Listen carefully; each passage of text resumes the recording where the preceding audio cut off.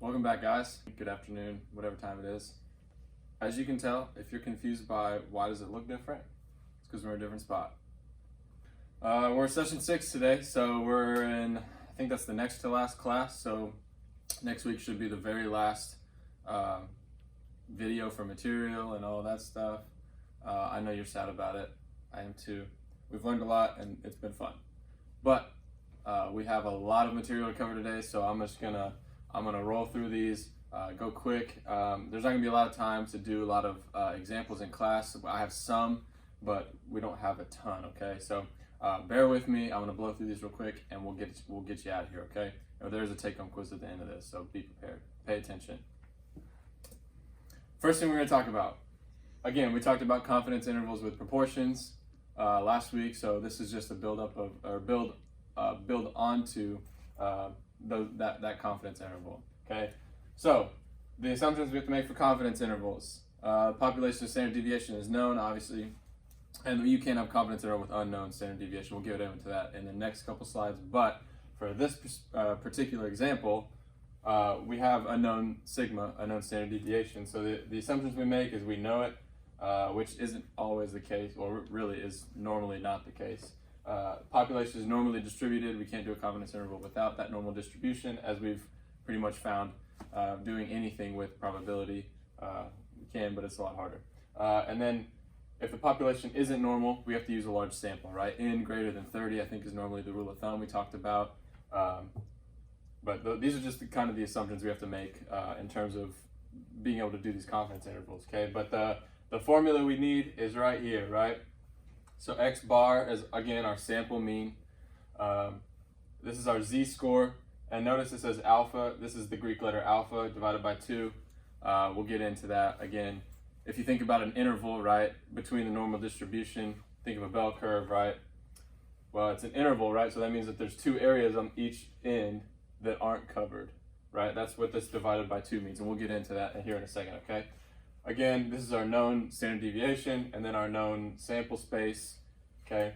So it's X bar plus or minus. Again, plus or minus is because of the interval. The z-score of whatever alpha divided by 2 is, times sigma divided by the square root of n. That's what the confidence interval for this mean is, okay? So this value z alpha divided by 2 is determined by the desired level of confidence, okay? And again, we talked about level of confidence in the last video. If you're confused by it, refer back to that, okay? And we call it 1 minus alpha. And again, that's because the distributions are symmetric.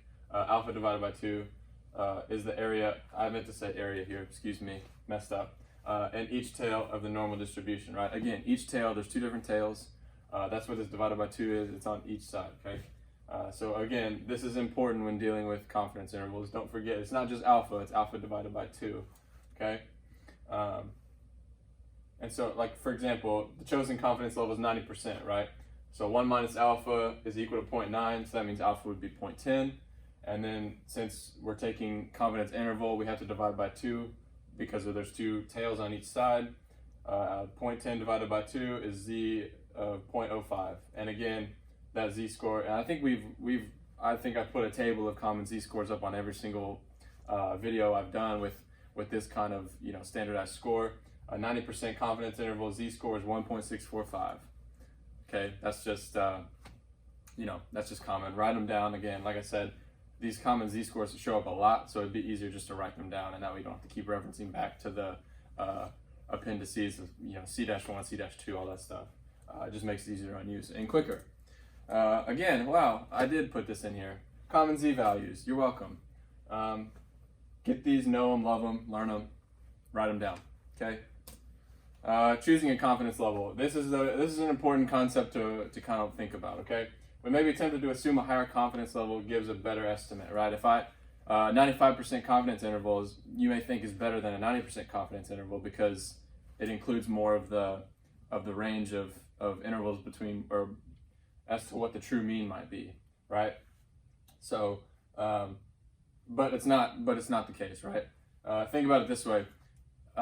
Since I'll have a wider interval, that means more of the range is covered. That means I guess the way to think about it, the 95% confidence interval is wider than 90% confidence interval, right? So it includes more of that distribution, therefore it could be a wider range.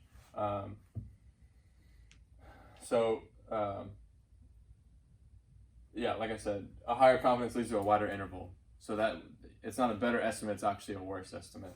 And that's kind of the fight with statistics, is like, well, where do we find that balance of confidence, but also find the same thing of precision, right? And normally what statisticians do is we split the difference between 90 and 99 or 90 or 100, stuff like that, because 100 isn't, nobody does that, because again, that's your whole entire distribution, and that doesn't make sense. So we normally split the difference, right? So we just do a 95% interval, and that's often the best case. It's the most reasonable compromise, I would say. So, but again, you can choose. A lot of times the problems will choose for you. Your bosses will choose for you if you ever have to take a confidence interval. But a lot of times, you know, you'll be asked to do it, and they'll give you a confidence. Okay, so first thing, blow through these real quick. Okay, there's 3 problems here. I want you guys to talk about them, think about them, work them out, and we'll be back here in just a second. Peace out. All right, so talked about confidence interval with sigma known. This is the confidence interval for a mean and unknown sigma. Okay, so that means our standard deviation is not known, right? And so this is kind of a new concept we haven't talked about. And so again, these are in situations where the population is normal, but the standard deviation is not known, right? So again, we assume normality in the population, but we don't know our standard deviation of that population, which is normally the case, right? We normally don't know our population standard deviation. So we need to use what's called a student's t-distribution. And again, there's tables for that. We'll go over that here in just a second. But it's not a z-distribution. It's not a z-score. It's a t-score. Okay, a t-distribution.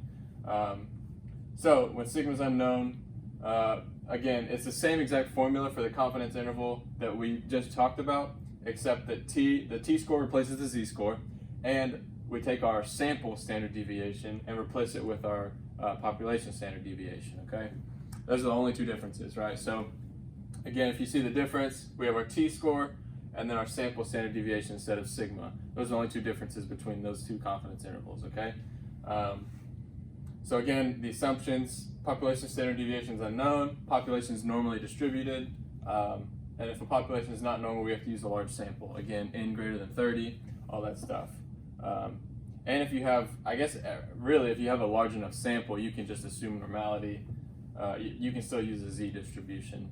I guess if your sample is large enough, not because it's approximated normal, but because it's easier to have a better understanding of what your population standard deviation would be in terms of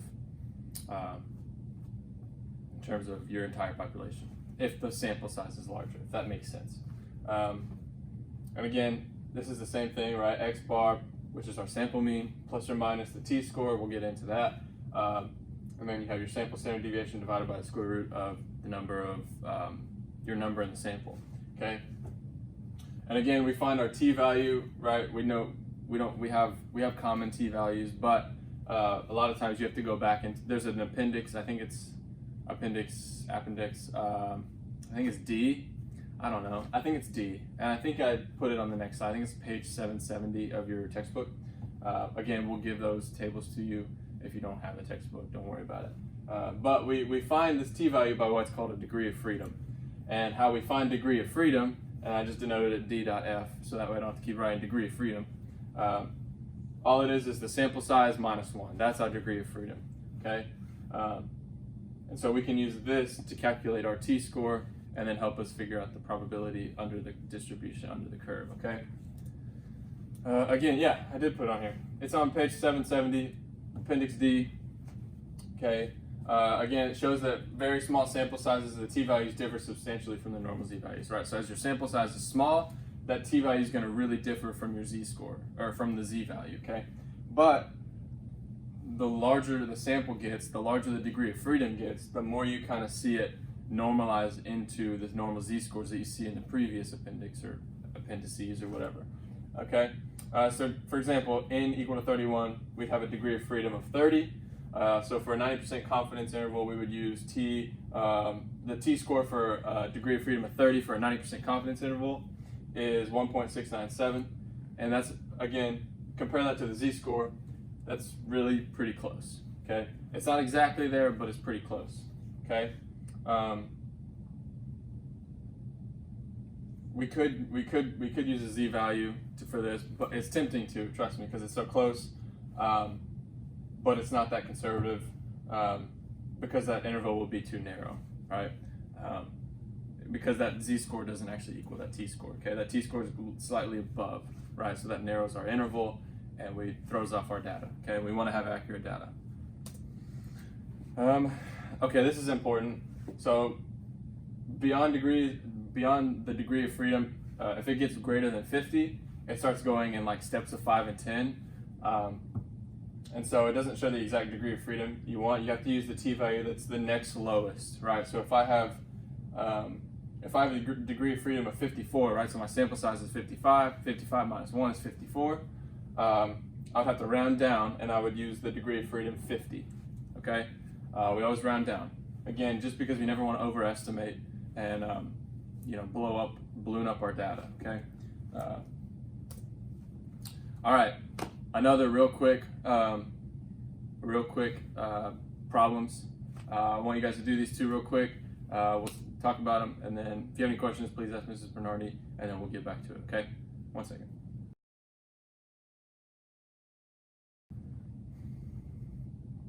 All right, so now we talked about confidence intervals. Now we're going to talk about, there's a thing you can do with those confidence intervals that allows you to kind of determine what your sample size should be for a mean, right? So a lot of times, we can calculate the confidence interval, but we're not really sure, maybe we're not really sure, or maybe we're given a certain error, like we don't want to go past this error, right? We want to minimize our error. What is our sample size that we need, right? So we can take this formula, again, if you notice here, this is our margin of error. We talked about margin of error a lot in this class. We can just set this equal to E, which is error, okay? And then we can algebraically solve for it, right? Because a lot of times, here's what we're doing basically. Algebraically, we're solving for this letter N here, because N is our sample size. We just want to algebraically solve for N. How do we do that? Take the square of this square root to get rid of it, square everything else, algebraically move N over here, move E over here, and then you get this formula here, okay? Again, I'm not going to make you algebraically solve for N. Don't worry about it. Don't freak out. But this is the formula, okay? So let's say I don't have a sample size. I want to figure out my sample size based on the variables that they give me, right? So I have a margin of error of 20. I have a standard deviation of 100, and my z-score is 1.96, okay? And I want to figure out what my sample size should be. I put all these in here, multiply those two together, divide by 20, and then I square it, and then I get my 96.04. And then we always round into the next highest integer. So if 96.04, unfortunately we got to go 97. I know that's really small. I know it's really close to 96, but we always round up to the next highest integer. Again, it just gives us a better determination of our data, okay? In this case, we do want to include that person, okay? So this is how we determine our sample size, right? Pretty easy, pretty straightforward. Just use this formula, okay? Now we have sample size determination for a proportion, right? So we've done a lot with means and sigma. We've also done a lot with proportions, right? The chance of something happening. A lot of times, again, I think we talked about proportions. They'll normally occur in categorical data. If you don't have a lot of numerical data, they assign proportions to categorical data. So in this case, again, we take this formula here. We basically cut it off here, and we set E equal to the margin of error, okay, times the z-score. And then algebraically, we solve for N. Same thing. I'm not going to make you solve for N. I'm not going to show you step for step what I did, but you can solve for N, and you just get N equal to the z-score squared times p hat times 1 minus p hat. So chance of success times chance of failure, okay? And then you divide that all by your error squared, okay? Again, a lot of times they'll give you this, and you can easily solve 1 minus p. Come on now. And then you use all that to get your N, okay? Again, order of operations is important. Please don't forget order of operations. okay, I would normally square this first, figure this out, multiply these together, and then divide by e squared. Well, I guess I would do e squared first, and then find it, and then divide by e. All right, again, we have more problems to do. So get with your class, I guess, and work these out, and we'll be right back, okay? Okay, we blew through that material, okay? I hope it made sense. If it didn't, you have a video to go watch over and over and over and over again and look at my pretty smiling face. Explain it again, okay? Again, it's not that hard. It's just adding and subtracting given variables, okay? But now we're gonna talk about what's called a hypothesis test.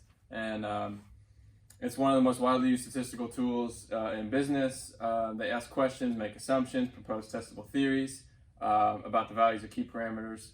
And then each assumption is tested against observed data. Again, if an assumption has not been disproved in spite of rigorous efforts to do so, the business may operate under the belief that the statement is true, right? Not the fact it may not be true, but they operate under the fact that it's true, right? We'll get into rejection and non-rejection, stuff like that. But a lot of times you can't prove the null hypothesis. Again, I know I used a term here that you're not familiar with. We'll get into it. A lot of times you can't prove the null hypothesis. You can only fail to reject it, okay? That's important to know. Okay, so we can state an assumption, again, called a hypothesis. We all know hypotheses, hypothesis testing, or hypothesis experiments from science class, I'm sure. This is obviously a different meaning to that, and we'll talk about it. And again, you put that in a format that can be tested with well-known statistical procedures, all of the things we've learned, okay? And again, the hypothesis is compared with sample data to determine if the data is consistent or inconsistent with the hypothesis. That's all this is, okay? And I know what we're about to cover, it's gonna be a lot of me talking, a lot of me explaining different things, so pay attention. It's a lot to cover, but once we start doing examples, you'll realize, oh, it's not that bad, I promise, okay? So there's 5 steps in hypothesis testing, okay? And again, we'll go through all these different steps line by line, individually, so that we can kind of get a sense of what exactly we're doing, okay? So the first step, state the hypothesis, we'll talk about it. Step 2, specify the decision rule. Step 3, collect data. Step 4, make decisions. Step 5, take action, okay? These are the 5 steps, and I think this is called the critical value method, critical value method. This is just one method. There is another one. We'll talk about that again later, just as not to confuse you. This is the critical value method, okay? Step 1, again, stating the hypothesis. We formulate a pair of mutually exclusive events, right? We talked about mutually exclusive events, I think in chapters 4 or 5 when it dealt with probability, right? Mutually exclusive events, they don't intersect, they don't overlap. One can happen and the other will not happen, okay? So in this case, one statement or the other must be true, but they both can't be true. Basically what that means, okay? So we denote the hypothesis based on H0 or H sub 1, H sub 0, H sub 1, right? H sub 0 is often called the null hypothesis, right? So that's the hypothesis we're always trying to reject, okay? And H1 is obviously our alternative hypothesis. Say that 10 times fast. Again, like I said, efforts will be made to reject the null hypothesis, never reject the alternative, right? We always want to reject the null. Okay, and if we reject H sub 0, if we reject the null, we can tentatively conclude that the alternative hypothesis H1 is the case, okay? For example, I threw a criminal trial in there because, again, these deal with hypothesis testing, whether you believe me or not, okay? The null hypothesis would be the defendant is innocent, right? Because in our laws, a defendant is always innocent until proven guilty. So therefore, our null hypothesis is the defendant is innocent. And I'm not going to get into politics or anything like that. I'm just generally, the defendant is innocent before proven guilty, okay? And again, if he's not innocent, then therefore he's guilty. And therefore, that's our alternative hypothesis, okay? Mutually exclusive events, he both can't be innocent and guilty, all right? Can't happen, no matter how bad you want it to. Step 2, specify the decision rule, okay? Before collecting data to compare against the hypothesis, the researcher must specify how the evidence will be used to reach a decision. For example, again, we're going back to the legal system, going back to the trial. The evidence presented by the prosecution must convince a jury.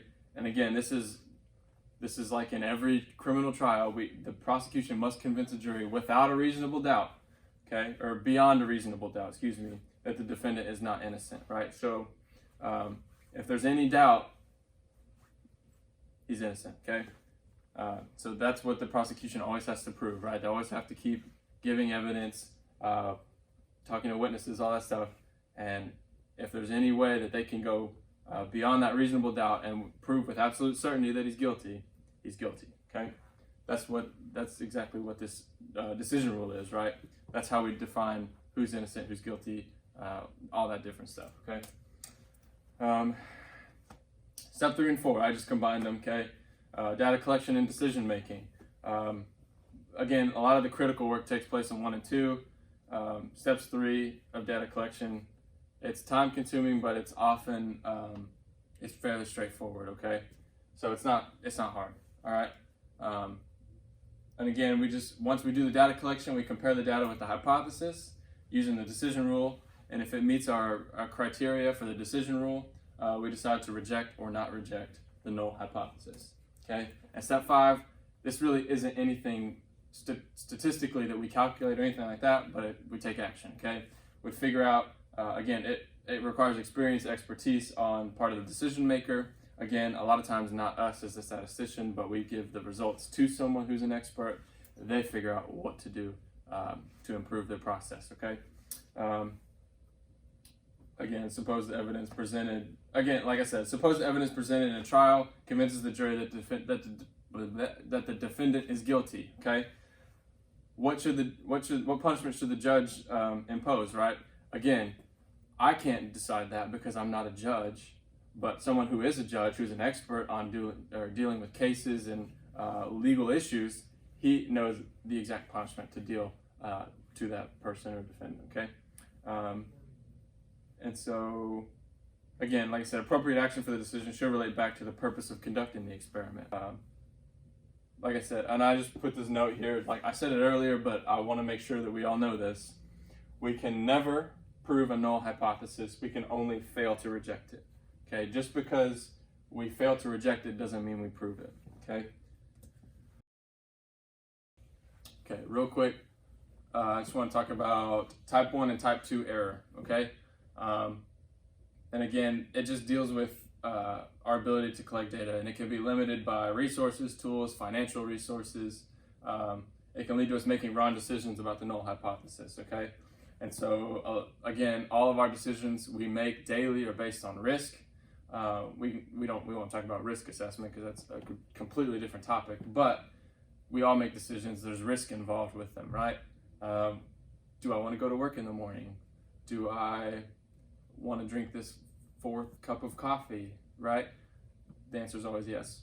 But we can either allow less or more risk, which changes the threshold of the decision, okay?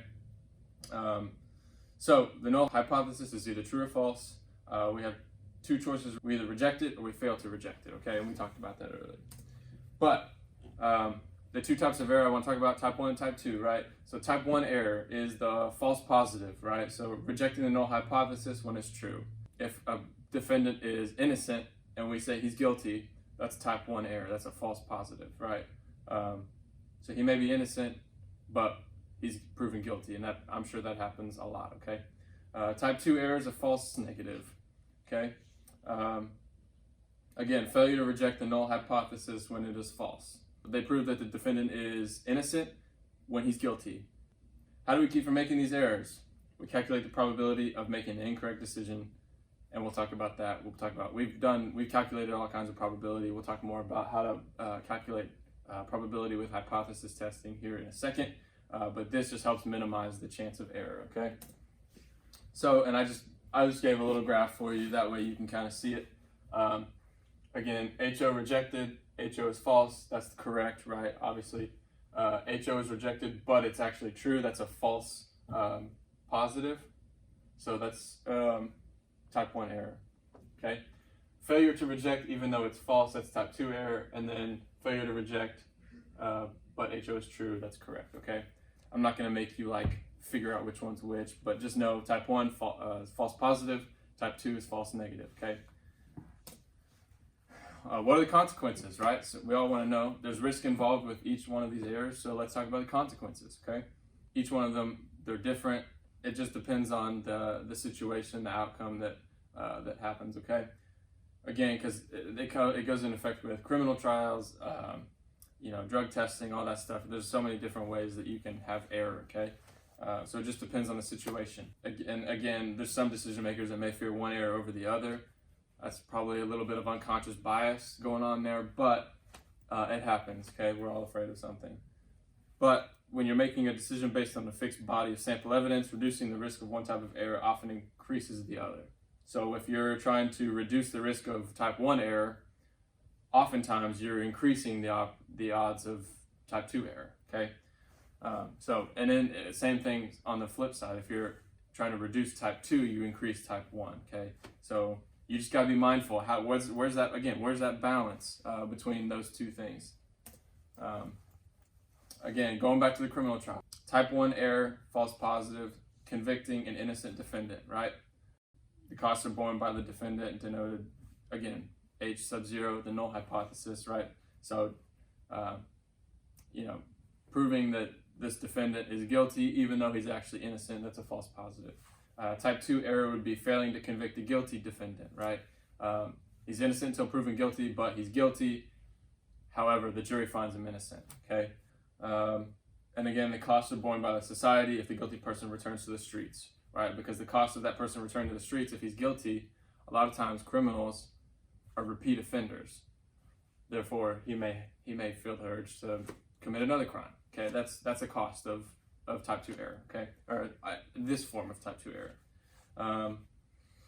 Concern for the rights of the accused and stricter rules of evidence would reduce the risk of type 1 error. Concerns for the social cost of crime and victims' rights could lead to type 2 error. Again, that balance of, balancing out those two errors. But again, both risks can be reduced at the same time by devoting more effort to gathering evidence and strengthening the legal process, right? Justice is blind. That's what they say. I don't know if that's necessarily true. Again, that's political, and I'm not going to go into that. But if we devote more time and effort to evidence gathering, witness statements, all that stuff, strengthening the legal process, that reduces those two errors, okay? Probabilities of type 1 and type 2 errors. The probability of type 1 errors is denoted alpha. Again, alpha we often refer to as the level of significance. We'll talk about level of significance here in a second, but just think about it in terms of confidence intervals, right? It's kind of it's similar but different a little bit. We'll talk about level of significance in the next couple slides, okay? Probability of type 2 errors noted B, which is the Greek letter. This is the Greek letter beta here. And so we always desire tests that avoid false negatives and false positives, all right? So for a given type of test and fixed sample size, there's a trade-off. The larger critical values needed to reduce alpha makes it harder to reject the null hypothesis, thereby increasing beta. Again, when you try to reduce one, it increases the other. Again, like I said, the proper balance between type 1 and type 2 is very elusive. That just goes back to how much effort are you putting into what you're doing. Again, we want to do everything with excellence. We got to devote our effort and our time into that, right? We can't just be, masters at whatever our craft is overnight, right? We have to work at it. A good way to reduce both is also increasing the sample size, right? That's a big one. I feel like that's the answer to most of our conundrums in statistics. If we have an issue, increase the sample size. Okay, fixes everything. This is just again, type 1, type 2 errors. I'm not going to go over this. I don't even know. This graph with you, grid, I guess you could call it. But this is just kind of denotes the different types of errors and all that stuff, right? This is just different stuff like that, okay? So I want to talk about power real quick and just briefly touch on it too. the power of a test is the probability that a false hypothesis will be rejected like it should be, right? So power is just basically saying what's the chance that this will actually get done correctly? What's the chance that there's going to be no type 1, type 2 error? We reject that null hypothesis like it should be if it's actually false, right? So power, again, is just 1 minus beta. Again, beta is the type 2 error. So the power of the hypothesis testing is just 1 minus beta, okay? Like, yeah, again, it's just the complement of type 2 error. We know the complement of an event A, again, is just everything that's not in event A, right? That's just what the power is. It's the complement of type 2 error. Reducing beta would correspondingly increase power, usually, again, by increasing the sample size. More powerful tests are more likely to detect false hypotheses, okay? So the more powerful your hypothesis test is, the better you'll be at detecting false hypotheses, okay? All right, another couple key terms. I know I've been talking a lot. Please, we're almost done with this, and then we'll get into some examples, but just stay with me, okay? So again, these statistical hypothesis, it's just a statement about the value of a population parameter that we're interested in, okay? It could be a mean, proportion, or a variance. It's just a statement about those proportion parameter or population parameters, excuse me. And then we build that into a hypothesis test, which is that, like, again, what we talked about, a decision between two competing, mutually exclusive, collectively exhaustive hypotheses about the value of that specific parameter, about the mean, about the proportion, all that stuff, okay? The hypothesized value of a parameter is usually the center of interest, right? So when we do our hypothesis test, it's normally distributed, okay? And the mean of that, or the center of interest, is oftentimes that parameter that we're searching for, okay? So again, the null hypothesis states a benchmark value that we denote with the subscript 0, as in mean sub 0 or pi sub 0, that's the proportion, okay? The hypothesized value, it doesn't come from a sample, but it's based on past performance, industry standard, target, product specification. It does not come from a sample, okay? That's the biggest thing about these these population parameters, okay? It doesn't come from a sample. It comes from a benchmark that's been set over years of production, past performance, product specification, stuff like that, right? So, and there's an example of that in here, but I just want to get that in there right away, so that way we don't kind of think about it as like, oh, it's just part of a sample, okay? So we have two types of tests, three types of hypothesis testing, okay? These three types are denoted here, right? So we have what's called a two-tailed test. In this hypothesis testing, we're trying to figure out, again, we know that I hope we're familiar with these t-scores, because we're going to be talking about them soon, okay? But this two-tailed test here, anytime you can denote a two-tailed test, anytime you see HO and H sub 1. Anyway, I didn't denote these properly, but excuse me. You can see a two-tailed test anytime the mean is equal to the sample mean, and then your alternative hypothesis is the mean not equal to the sample mean, okay? So again, think about it this way. Anything that's not equal to it, it'd be on both sides, right? So it could be on the left-hand side or the right-hand side, okay? That's what this two-tailed test means. That's how you kind of figure out if it's a two-tailed test or not, right? So a right-tailed test, again, there's always different ways to look at it and figure out what kind of test you're running here. If you notice here, this right-tailed test, the alternative hypothesis is greater than, so it points to the right. That's how you know it's a right-tailed test, okay? Everything to the right of the sample, or anything to the right of the sample mean, okay? Again, t is the critical value for the test. But anyway, this is how you can kind of gauge whether or not it's right tail. Left tail would be alternative, pointing to the left, right? Just look at the arrow. Look at the arrow, it'll tell you what kind of test you're running. Again, this is two-tail, right? And again, this states the value of mean that we're trying to reject, right? So we're trying to reject this or fail to reject it, okay? So these are the kind of tests we can have. I know it's simple, but how do we calculate this stuff? We'll get into that here in just a second, okay? But we have to go over again the decision rule, right? This is one of the most important parts of hypothesis testing, because the decision rule is pretty much the make or break for your test, right? If you deliver the decision rule incorrectly, or if your decision rule is not formed properly, you could come up with a result again where you have type 1 and type 2 error, where you fail to reject something that's false, or you reject something that's true.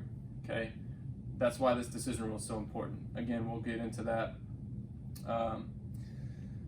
So we define our decision rule by defining an extreme outcome. We rely on our knowledge of the sample distribution, our standard error, and our standard error of the estimate to decide if our sample statistic is far enough away from the mean to contradict the assumption that the mean is equal to the sample mean. Okay. So the area under the sampling distribution curve that defines an extreme outcome, we call that the rejection region. We'll talk about that in the next slide. I'll show you visually what it looks like in the next slide, okay? But we commonly denote it with alpha, okay? We can calculate a test statistic that measures the difference between the sample statistic and the hypothesized parameter, okay? So we'll talk about that too in the next couple slides, okay? But test statistic is just like our standardized score. How far away is it from the mean or the sample mean? And is that enough? Is that far away enough where it's statistically significant to make a change? Okay, that's all that this is asking. If it falls in the rejection region of alpha, obviously it calls us to reject the null hypothesis. Okay. If it falls in the non-rejection region, obviously we fail to reject H sub 0, the null hypothesis. Okay, which would be 1 minus alpha. Again, think about it this way: you have your bell-shaped curve. Okay. Your critical value, we'll get into critical value here in the next slide. You have your rejection region here. So if your standardized score, if your test statistic, we'll call it, if your test statistic falls in this alpha range here, we have to reject that null hypothesis, okay? If it falls to anything over here, if it falls in the non-rejection zone, 1 minus alpha, we can fail to reject the null hypothesis, okay? And again, for two-tailed test, we'd have to have alpha divided by 2 on both sides, right? Because again, there's a rejection region on both sides, hence the word two-tailed test, okay? So instead of alpha, it'd be alpha divided by 2, okay? But again, 1 minus alpha would stay the same. So I'm just getting you to think a little bit, okay?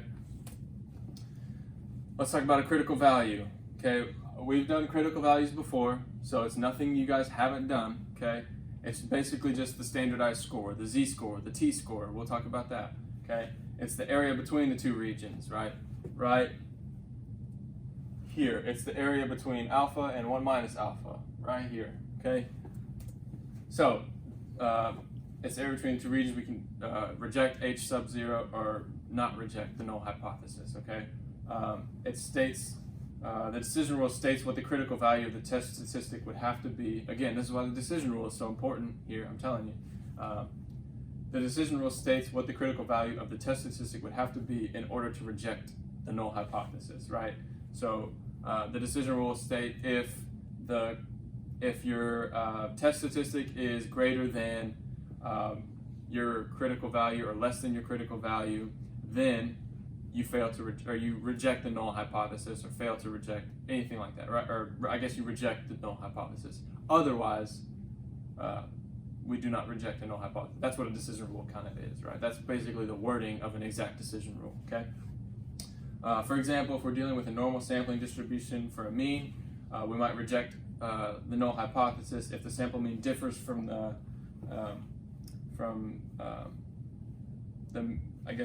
null mean. And so if it differs by more than 1.96 times the standard error of the mean, again, this is just outside the 95% confidence interval. Again, because we all know 95% confidence interval, the z-score for that is 1.96, okay? Anything that differs by more than that, I think this is again, confidence intervals, they're basically two-tailed tests, right? We just talked about those. Think about confidence intervals as a two-tailed test, okay? So anything that differs beyond 1.96 times away from the standard, or away from the mean, we reject the null hypothesis, okay? And again, the decision maker often specifies a level of significance for the test, okay? Choosing a small alpha can make it harder to reject the null hypothesis, while choosing a larger alpha can oftentimes make it easier to reject the null hypothesis. And that's, again, where we kind of deal with manipulation of the decision, right? A lot of times you'll have hypothesis tests like that where, or you can have it where the decision maker will try and manipulate the alpha in order to get the desired outcome that they want. Well, in this case, in order to fix that, the choice of alpha, the level of significance we choose, it always comes before the calculation of the test statistic, right? So we always choose the level of significance before we even do any data collection, any test statistic calculation, anything like that. And that just minimizes the temptation. I think Rich Wilkerson said that, right? You can't put yourself in places of weakness and expect God's strength. Same thing for hypothesis testing, okay? Can't be tempted to make our desired outcome true just because we want it to be, okay? So now we're going to get into testing a mean. And we're going to get into actually some examples here. So putting all of this together, we're starting here, right? So we did confidence intervals with a known standard deviation. Now we're doing a hypothesis test with a known standard deviation, right? So again, we talked about test statistics, just the value computed from the sample data used in making the decision whether or not to reject a null hypothesis. These two things here, they're our test statistic. That's all that's saying, okay? And again, the test statistic indicates how far our sample deviates from the assumed population parameter, okay? We've done z-scores before. We know that that number is oftentimes how far that number, or how far that value differs from the mean. Same thing here, okay? So then we compare the test statistic with the critical value from the table, and then we interpret our results, finding whether or not to reject the null hypothesis, okay? And so I put the z value here for proportion. We're not going to go into proportion on this one just because we've talked so much about everything already. I don't want to overwhelm you. So we're going to stick with z value for the mean right now with sigma known, okay? So for sigma known, right, we take our z-score, which we don't know yet, and to calculate it, we take our sample mean minus the assumed hypothesized mean, okay? And then we divide it by our standard deviation divided by the square root of our sample size. I know that's a lot of words, a lot of variables, but if you see it here, it makes sense, okay? And then we take that z-score, compare it to our critical value. If it's less than or equal, based on the type of test we run, we use that to compare that to the critical value, and we can either reject or fail to reject the null hypothesis. Okay. Again, these are just some common z values. This is a left tail test, if you can tell right here. See, left tail. Okay. And again, it even shows you here visually. And here's these are just some common z scores for these levels of significance. And notice here, like this left tail test, the z score is the exact same on the right tail test. It's just positive, the exact same. Okay. So if you're doing a left tail test, it's the exact same if you're doing a right tail test. It's just what you're multiplying by a negative instead of a positive. Okay. And notice here the two tail test, right? This is where we kind of get into some different things here. Okay. Notice that it has the same level of significance, but it's a different z value, right? Instead of negative 1.28 or 1.28, it's plus or minus 1.65. Okay, why is that? Well, notice this is alpha. This is alpha divided by 2. Again, because we have 2 rejection zones on each side, right? So we have to account for that. That's what the divided by 2 comes in. So this 0.10 becomes 0.05, right? And then and so our z value would change based on this, okay? So 1.65, again, 0.05 divided by 2 gets, I think that equals 0.025, right? So it just changes our alpha, right? Same thing for here. I'm not gonna try to, I don't know. Okay, it just makes that 0.01 smaller, right? And again, we have to make sure we know that, right? When we take a two-tail test, we have to divide the alpha by 2, okay? Important. Here's our example, and it's very long, it's very wordy, okay?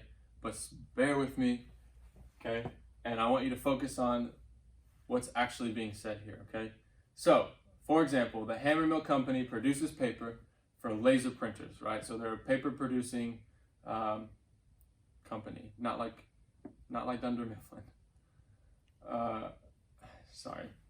Somebody said that in this room and it threw me off. Standard paper width, 216 millimeters, okay? Or 8.5 inches, right? I don't know. To me, we're using 216 millimeters, but we all know standard sheet of paper is 8.5 by 11. I guess that calculates to 216 millimeters, okay? So this is our hypothesized mean right here. It states that in the very first sentence of our example, right? So that's our hypothesized mean, okay? And suppose that the actual width is a random variable that is normally distributed with a known standard deviation of 0.0230. That's our population standard deviation right here. So within the first two sentences, we have our hypothesized mean and we have our population standard deviation, okay? So it's asking, based on the manufacturing technology currently in use, variation arises during manufacturing, obviously, because nothing's perfect, because of slight differences in the paper stock, like how thick the paper is, how tough it is, vibration of the rollers. Obviously the paper has to travel somehow. They do that by conveyor belts, rollers on the conveyor belts, stuff like that. And then cutting tools, right? Again, when you first get cutting tools, they're sharp. They obviously dull over time, so that can lead to a lot of error there, or variation there. And then just general wear and tear on the equipment, okay? The cutters can be adjusted if the paper width drifts from the correct mean, right? But we don't know if it needs to be adjusted, right? If we don't know if there needs to be an adjustment, okay? So suppose that a quality control inspector, yes, those are real. That's not a fake title. There's actually quality control investigators out there that actually do this kind of thing. So this is important, okay? And let's say they chose a sample of 50 sheets of paper at random that come through that roller, okay? And so again, there's our sample size right there. So within that we have 1, 2, and 3 variables right here, okay? So we have 3. It's important to write these down, right? So that way you can always refer back to them. It's really easy, and you don't have to keep looking back through this word problem, okay? So 50 sheets of random and measures them with a precise instrument, obtaining a mean width. So our sample mean of these 50 sheets is 216.0070 millimeters. That's pretty close to the mean, okay? But what we're trying to figure out is using a 5% level of significance. Again, alpha is equal to 0.05. Does the sample show that the product mean exceeds the specification, right? So this question, this determines what type of test we're using, okay? And again, if you notice, does the sample show that the product mean exceeds the specification? So is it greater than the hypothesized mean of 216? I hope you guys know when you see the word exceeds here, that's a right tail test, okay? It's greater than. We want to see if it's greater than, right? Okay. So we have all of our data. We have alpha. We have our sample mean. We have our population standard deviation. We have our hypothesized mean. We're ready to take on this problem. Okay. So step 1. Again, we're going to go through this step by step so you understand. Step 1: state the hypothesis. Okay. So question indicates a right tail test. Like I said, they want to see if it exceeds that mean. Okay, that hypothesized mean. So our null hypothesis would be the mean less than or equal to 216 millimeters, okay? The product mean does not exceed the specification, okay? Our alternative hypothesis would be the mean greater than 216. Again, notice here, they do not overlap, right? One is less than or equal to, one's greater than. They don't overlap. They're mutually exclusive. But we're trying to see if we can reject this null hypothesis here based on the sample that we took, okay? Step 2, specify the decision rule. This is important. Step 1 and step 2, the most important steps in determining hypothesis tests, okay? So if you can do these 2 steps, everything else is easy, right? That's the hardest part. Okay, step 2, we use a level of significance to find the critical value of the Z statistic that determines the threshold for rejecting the null hypothesis. In this case, alpha is equal to 0.05. So the critical value of Z that accomplishes this, again, if you go back here, 95%, again, this is basically a 95% confidence interval, right? Think about it that way, okay? So the Z-score for that is 1.645. We know this. Common common values. Okay, we know this. And so once we find that out, we have to find this first in order to state our decision rule. Okay, so that means this right here is our decision rule. We reject the null hypothesis if the z calculation is greater than 1.645. So if our test statistic, which is this right here, is greater than this little level of significance z-score, then we reject the null hypothesis. Otherwise, we don't. Okay. Step 3, we do our calculations to find our test statistic. Okay. So if the null hypothesis is true, then the test statistic should be near 0. Again, because the sample mean should be close to the hypothesized mean. So in this example that we just talked about, the value of the test statistic is, again, I just put this formula up here for you so you can constantly refer back to it and know it and learn it and get it imprinted in your brain. And so we'll take our sample mean, which of course is 216.0070 minus the hypothesized mean. Again, that's going to be a very small number. We want it as close to 0 as possible. Okay. And then we divide all that by our standard deviation and the square root of our sample size, right? So working this out, I would honestly, I would do this divided by this first, and then I would do this minus this first, and then I would just divide the two. Okay, real simple. Doing that, you get 2.152. That's our test statistic. That's our z calculation. Okay, so now we have our test statistic. We have our critical value. We make the decision. Step 4. Okay, the test statistic falls in the right rejection region, right? So that number 2.152 is greater than our z-score of 1.645. Okay, it's greater than, so we have to reject it, right? And conclude that the alternative hypothesis is actually correct in terms of our hypothesized mean. Okay, and this is important too. At the 5% level of significance, it could be different at the 10% level of significance. Okay, again, we have that wider interval to work with. Okay, so although the difference is slight, again, it was like a 0.007 difference. That's still statistically significant enough to say that this mean actually, the hypothesized mean is actually greater than 216. Okay, so this is important. And now step 5 is we take action. Okay, we as a statistician, I know you're all our stat gurus in here. Okay, but it's now it falls off us at this point, right? It's on. We've concluded the process is producing paper with an average width greater than the specification, right? So now it's time to adjust the manufacturing process to try and bring that back, to try and bring back that average back to within the specification of a normal sheet of paper, which is actually 260 millimeters. Okay, so our course of action would be to readjust the machine settings, or sharpen the cutting tools, or fill in the blank. Okay, but at this point, the responsibility falls off us and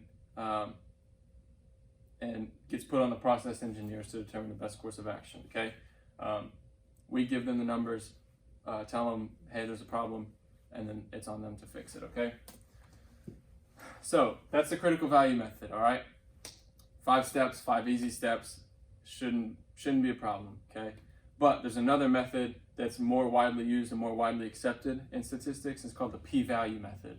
Okay. The difference between the critical value and the p-value method is just that the critical value method, we just learned, it requires you that you specify your rejection criterion in terms of the test statistic before you take a sample, right? But the p-value method, it's a much more flexible approach, right? So you have to find your z-score of the level of significance first before you do anything with critical values. This one, it's more flexible in terms of just the ability to calculate it and things like that. Okay, and it's, again, like I said, it's often the most preferred method by statisticians, just because there's an Excel formula for it. I think that's the only reason, if I'm being honest. But anyway, I digress. It requires that you express the strength of your evidence, i.e. your sample, against a null hypothesis in terms of probability, right? All we've done in the last couple chapters is probability. This is no different in terms of the p-value method. It's just assigning a probability to that normal distribution. Again, since there's a since we assume normality, since we have a normal distribution, we can use that those appendices C-1, C-2 based on that z-score, okay? And that's how we find the area under the curve, and that's how we calculate our p-value, okay? And again, we'll get into that in this next thing. And it just kind of answers the question, if the null hypothesis is true, what is the probability that we would observe our particular sample mean, okay? Again, dealing with probability, it's not bad. So we compare the p-value against the chosen level of significance, and if the p-value is smaller than alpha, the sample contradicts the null hypothesis, so we reject the null hypothesis, okay? But it's important to know that the p-value has to be less than the level of significance that we're testing, okay? So, for example, or I guess in this, actually, to be more real, I wanted you guys to visually see the p-value method in terms of the decision rule, okay? So for a right tail test, we reject the null hypothesis if the probability of the z calculation, again, this is the right tail test, okay? Important, is less than alpha. And then the left tail test, we reject the null hypothesis if the p-value of the z is less than the z calculation, okay? Again, always less than alpha. So make sure that all three tests, they have to be less than alpha, but it just depends on what kind of test you're running, okay? And again, we'll get into this here in a second as to why I didn't actually put anything down here. It's just a little bit different with a two-tailed test, okay? We'll get into that, I promise. But think about it this way, whether we use this method or not. So we can use either method. No matter what method we choose, our decision about the null hypothesis will always be the same if we do it correctly, okay? And I just kind of put a scale here to kind of, you know, help you guys see it, right? So we have all of our common p-values here, or excuse me, all of our common alphas, often our common levels of significance, I should say. And again, if that p-value is less than, that alpha, it's convincing enough to reject the null hypothesis, okay? Again, and I just put this here too as well, so you guys can kind of look at it. Anything less than 0.0, any p-value less than 0.01, very strong evidence against H sub 0. You can almost bet that it's false, okay? And you can go through the rest of these, but the closer you get to 0.1, the closer you get to anything, I guess really anything greater than 0.1, there's little to no evidence against the null hypothesis, okay? So, for example, in our, again, in order to calculate the p-value from hand, we first need to calculate the test statistic, right? And so for the previous example, we calculated this already to be 2.152, right? So we can calculate the p-value of this for the right tail test, okay? So it's the probability that z is greater than 2.152, okay? And again, since this is a normal distribution, we can get this from appendix C-2, right? Because appendix C-2 is everything to the left of z, right? So all we have to do is do 1 minus that to get everything to the right of z. That makes sense? So the z-score for this z less than 2.152 is 0.9843. Again, like I said, so to find this probability here, we have to do 1 minus this probability in order to get everything to the right of the z, or everything to the right of the z. So 1 minus 0.9843 is 0.0157, okay? Right, so 0.0157 is the p-value for the right tail test.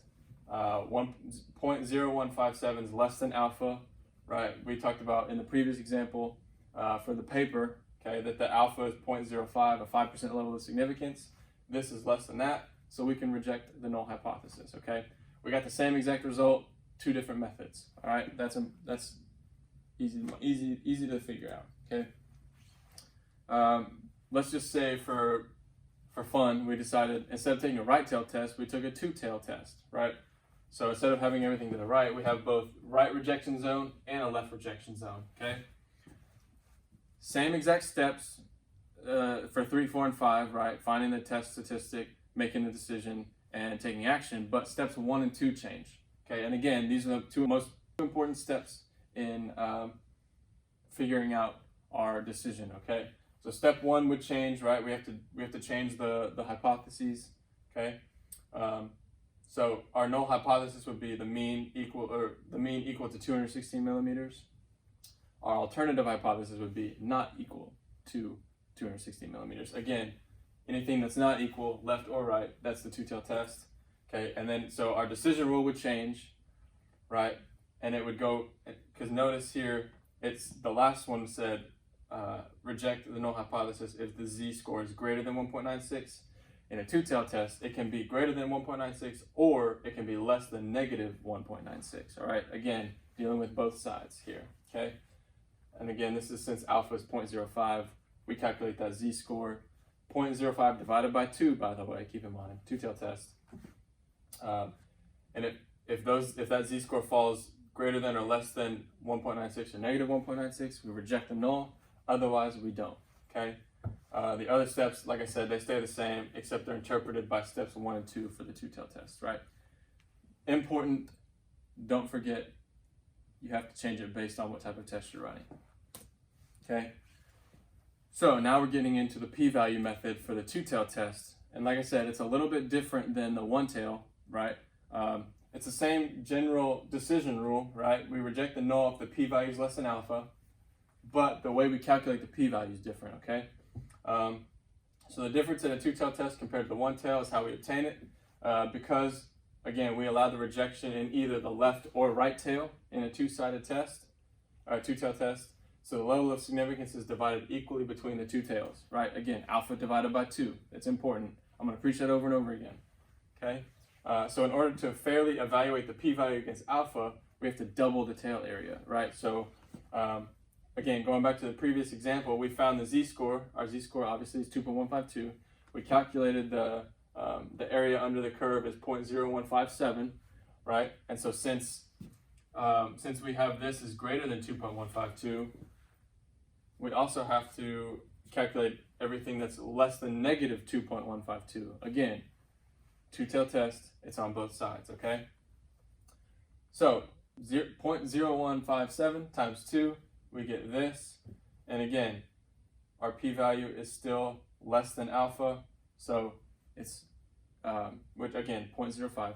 So we can still reject the null hypothesis. Again, same outcome, same steps, same process, but the two-tail test, you have to multiply it by 2 in order to get the correct p-value, okay? I hope that makes sense. So interpretation of the example, I just wanted to quickly talk about this. Again, like I said, although the sample mean is very close to the hypothesized mean, the specification of what it should be, it's more than 2, again, that z-score, it's more than 2 standard deviations away from the desired mean, which is a lot, okay? And so even a small difference can be significant, but it all just depends on sigma and your sample size, okay? AKA the standard error of the mean. There is a high degree of precision in this example. Again, like I said, because sigma is 0.023, that's a very small standard deviation. So it makes the standard error very small as well. And I know it really wouldn't be noticeable to us buying the paper or anything like that, the paper you use to take notes on, all that stuff. But these kinds of quality control tests are done so that we don't get paper that looks funky, right? We don't get paper with errors in them, or they're cut wrong or stuff like that. So these kinds of tests help deal with that, right? Because if nobody checked on it, you get paper that's, it just looks weird, right? You get like a weird shape in it and stuff like that. So that's what these tests are for, okay? Again, going back to confidence intervals, we can use confidence intervals for hypothesis testing in order to reject the null hypothesis or fail to reject it, okay? So again, confidence intervals, you have to think of them as a two-tailed test, okay? So at the 5% level of significance, alpha is equal to 0.05. It's the equivalent to asking whether the 95% confidence interval for the mean includes the hypothesized mean, okay? So if the confidence interval includes the hypothesized mean, in this case 216, then we cannot reject the null hypothesis. Think about it that way. If that hypothesized mean is within that interval, within that confidence interval, we can't reject the null hypothesis at that level of significance, okay? So, and again, we know the confidence interval formula because we talked about it already. Filling in all of these data points here, we get 260, we get the sample mean plus or minus the z-score times the standard deviation divided by the square root of the sample size, and we get our interval here. So 216.001, 216.013. Notice, even though it gets very close to 216, it's still not in that interval, so we have to reject that null hypothesis, okay? That's how we work confidence intervals into hypothesis testing, right? There's 3 different methods in order to figure this out. I'm telling you, that's a lot of methods. That's a lot of ways to calculate hypothesis tests. Pick one, whichever's easiest to you, and stick with it, okay? And actually, yeah, stick with it, because whatever way is easiest for you, I want you guys to feel comfortable doing it that way, okay? Again, I just want to, quickly touch on this. We're almost done, I promise. We have one more topic to go over after this, and then we're out of here, okay? I just want to briefly touch on statistical significance versus practical importance, okay? In business, this is important, right? And any business decision process deals with this kind of thing, okay? So let's just say, suppose that a redesigned engine could improve a truck's MPG rating by 0.5, okay? But it also requires $1.2 billion on a new plant and new equipment and all that stuff. Let me ask you: is that worth doing? If you're the company that manufactures those trucks, is that worth paying $1.2 billion to increase your MPG by 0.5? Probably not. Okay. Statistical significance is not the same thing as importance. Okay. So again, this is where knowing not only the statistical significance but also the importance of the potential improvement, right? So, i.e., the magnitude of the effect and its implications for product durability, customer satisfaction, budgets, cash flow, staffing, all that stuff, okay? And I just kind of put some more examples on here. Is an improvement to 0.2 MPG and fuel economy important to Chevy buyers? I have a Chevy truck. It's not that important to me. I really don't care about 0.2 miles per gallon. I don't drive it that often or that far. That doesn't really bother me, okay? Is a 0.2% loss of market share important to Hertz? Hertz is a rental car company, I believe. Is a 0.2% loss of market share important? It could be to some people, I'm sure. A 15-minute increase in laptop battery, is that important to Dell customers? I don't know about you, but I never can do anything on the computer within 15 minutes. That's not important to me, okay? I always have it on a charger anyway. It's not that important, at least to me, okay? I also don't have a Dell laptop, by the way. I just, for the sake of the experiment, or the example. And these kinds of things, they require a cost-benefit analysis, okay? And we're not going to get into cost-benefit analysis. I'm sure if you take econ or anything like that, they go over cost-benefit analysis, but not in this class. Don't worry about it, okay? Again, we as statisticians, we can't do everything. We're not the jack of all trades here, okay? So we got to ask whether it's a better use of our scarce resources, right? Because a lot of times, again, a lot of resources are scarce. If you put money into improving the truck's MPG rating a half a mile for $1.2 billion, I can guarantee you something a little bit more significant, a little bit more important project that's going to be shelved because of that, okay? You got to ask if that's a better use of your resources, right? And again, these questions are usually answered by experts in the field, not statisticians, right? Briefly wanted to hit on that. Okay, the last thing we're going to talk about, testing a mean with an unknown sigma, right? So this is hypothesis testing. We did confidence intervals with known and unknown sigma. Now we're doing hypothesis testing for known and unknown sigma, okay? So when the population standard deviation is unknown, as it usually is, this is normally the case for any hypothesis test, okay? And the population may be assumed normal. The test statistic follows the student t-distribution that we talked about with confidence intervals, okay? Follows that t-distribution. Don't get it confused with the z, okay? It's a t, all right? And again, it follows the same kind of distribution as the n-1 degrees of freedom, okay? And again, since sigma is rarely known, we expect to use the student t-distribution instead of the z distribution, okay? Like I said, we also saw this when using confidence intervals. So, and again, you find your t table, you find your t value with the t table, and again, that's in Appendix D, page 770, if you didn't pay attention to the last couple slides, okay? So, the formula is below, right here, okay? Again, notice the change. It's not a z-score anymore, it's a t. So this t is our test statistic, right? So again, same thing here. We take our sample mean minus our hypothesized mean, and this takes the place, or the sample standard deviation takes the place of the population standard deviation, all right? And then we take that over the square root of n, okay? That's how we find t, right? N minus 1 degrees of freedom, x bar is the sample mean, m is a hypothesized population mean, s is the sample standard distribution, n is the number of observations in the sample, okay? That's how we find our test statistic for this t distribution, okay, when sigma is unknown. So, in this case, there's no word problem here, but I really couldn't find a good word problem, which is kind of sad. But in the just pretend that there's some sort of context to this problem, okay? You don't really need any context here, but I hope you guys immediately figure out what kind of test we're running here, and I'll give you a second to shout it at Mrs. Bernardi. It's a right-tail test, okay? Notice, alternative hypothesis, it's going this way, it's greater than, it's pointing to the right, it's literally telling you, hey, you with the glasses, with the long hair, it's to the right, okay? Again, step 2, we select our, normally it'll tell us in the word problem, we select our level of significance, so ignore that step, it'll tell you, right? So alpha, in this case, is 0.05, right? We select the test statistic, so the population standard deviation is not known in this context of the problem. Forgive me for not having an actual example for you, but just know that the population standard deviation is not known, or else, why would I put this example on here? So we have to use the t distribution with n minus 1 degrees of freedom. So our sample size is 10, it looks like.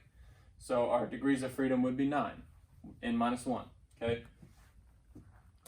Step 4, we have to state the decision rule, okay?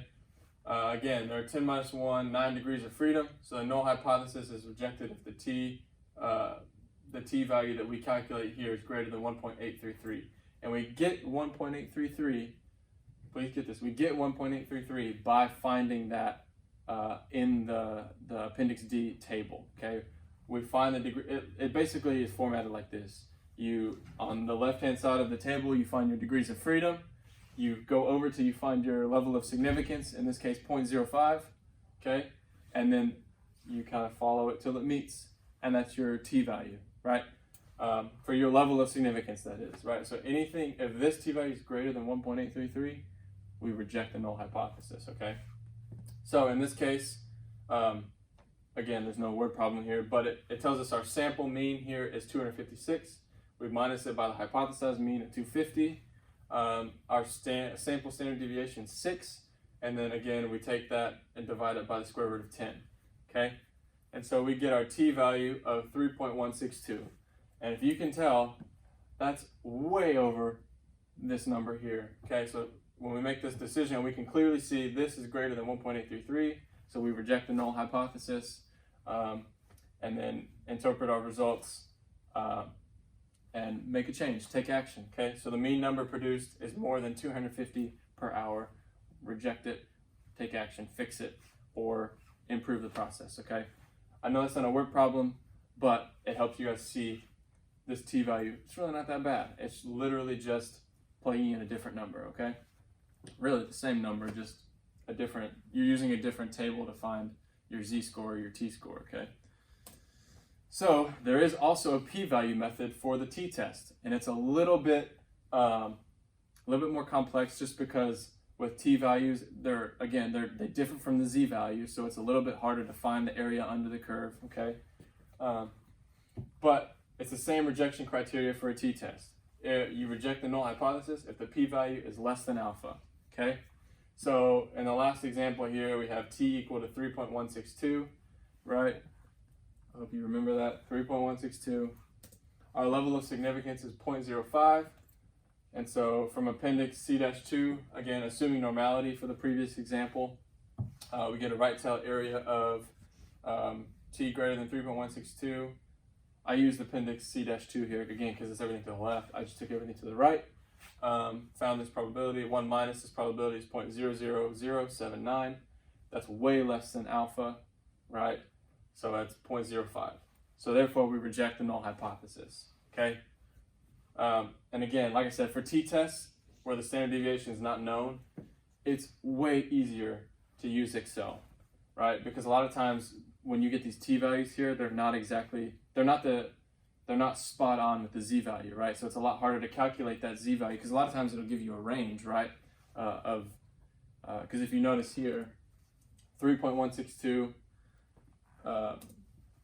it's not as easy to find. It's not going to give you the z value that you want in terms of like, it's not going to give you 3.16, all that stuff, right? So it's a lot, it only gives you a range. It's not that easy to calculate, okay?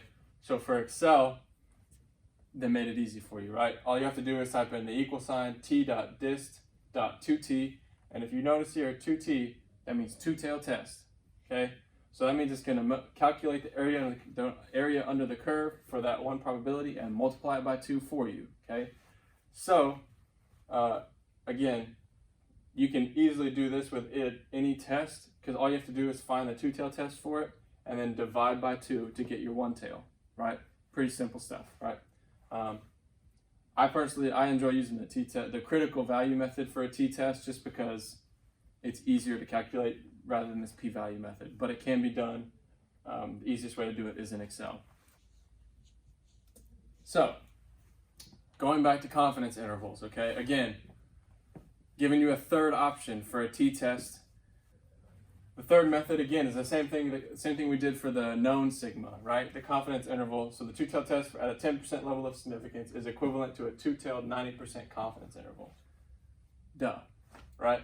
So if the confidence interval does not contain the hypothesized mean, we reject the null hypothesis.